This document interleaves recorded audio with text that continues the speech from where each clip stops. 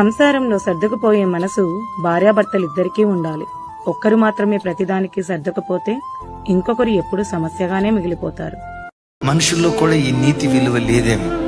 భార్య చనిపోతే రెండో వివాహం దేవుని వాక్యం అంగీకరిస్తుంది, ఒకవేళ వాళ్ళు చేసుకోవాలనుకుంటే.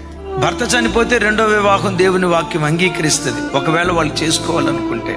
కానీ భర్త బ్రతికొండగా, భార్య బ్రతికొండగా ఒక పురుషుడు అక్రమ దారులకు వెళ్ళటం అది అక్రమ సంబంధం. ఎక్కడ చూసినా వివాహ వ్యవస్థ దారి తప్పిపోతుంది.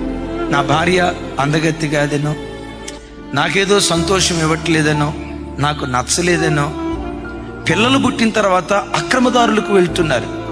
మనుషుడ విను, బోధించే నేను, వింటున్న మీరు. నీతి కలిగిన న్యాయాధిపతి అయిన దేవుని ఎదుట నిలవబడే రోజు ఒకటి ఉంది. నీవు చేసిన ప్రతి చర్యను బట్టి, దేహంతో జరిగించిన ప్రతి పనిని బట్టి దేవుడు లెక్క అడుగుతాడు. We are accountable. బిడ్లరా, వివాహ బంధం చాలా పవిత్రమైనది. నా చేతులు జోడించి దండం పెట్టి చెప్తున్నా, వన్స్ ఒక్కసారి వివాహమైన తర్వాత ఆ భర్త మంచోడైనా కాకపోయినా ఒకే భర్త. ఆ భార్య అందగత్తైనా కాకపోయినా, నేను సుఖపెట్టేదైనా కాకపోయినా ఒకే భార్య.